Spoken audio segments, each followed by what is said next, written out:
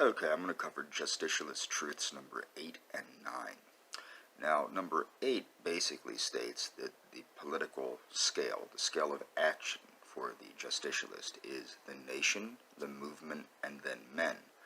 This is important to understand because, and I'm going to tie this into U.S. politics in a second.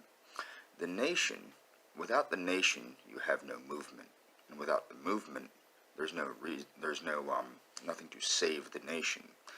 Now, the problem is, and you see this with the Make America Great movement in the United States, the cult of personality.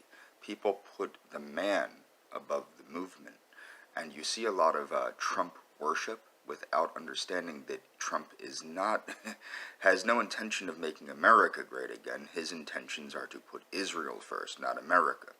Now, you would think that people would wise up to this. A lot of Trump's supporters in the United States were ardent anti-Zionists, to the point of craziness. I mean, people can deny it all they want, but a lot of Trump's support did come from quote-unquote white nationalists that later just became, they're too into the cult of personality of Donald Trump to divorce themselves from him as the symbol.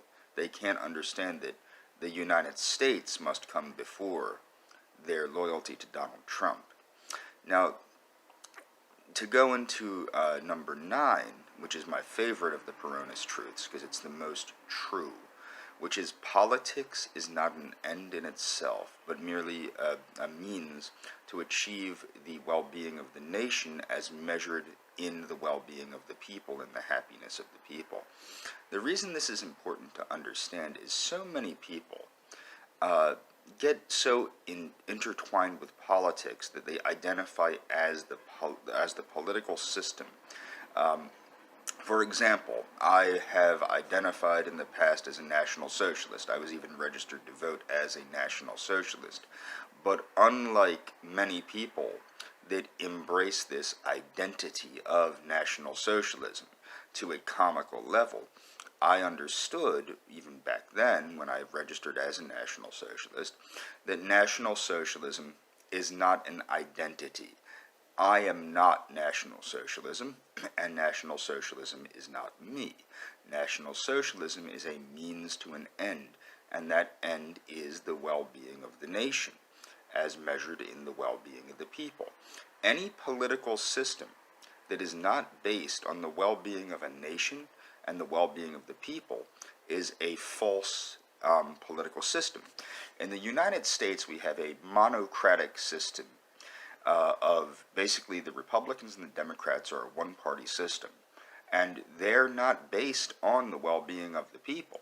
This one-party system has one goal in mind, and that is to enrich themselves, meaning the politicians, the political class, at the expense of the average citizen.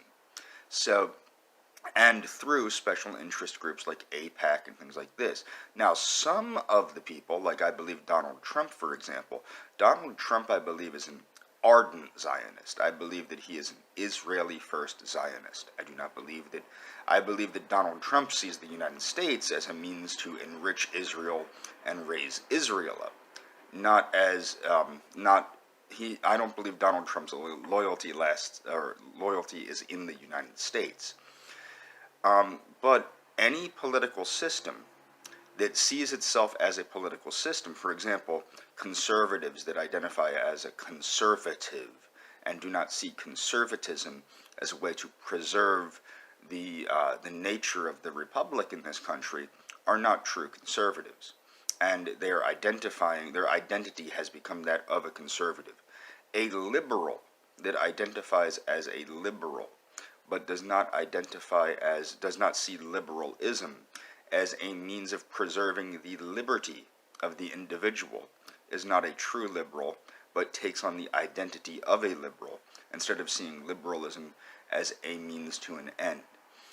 This is very dangerous, because what happens with this is what causes the infighting within the people of the republic, and causes it basically costs us the national unity we need to have if the United States is to rise up and to become what it once was.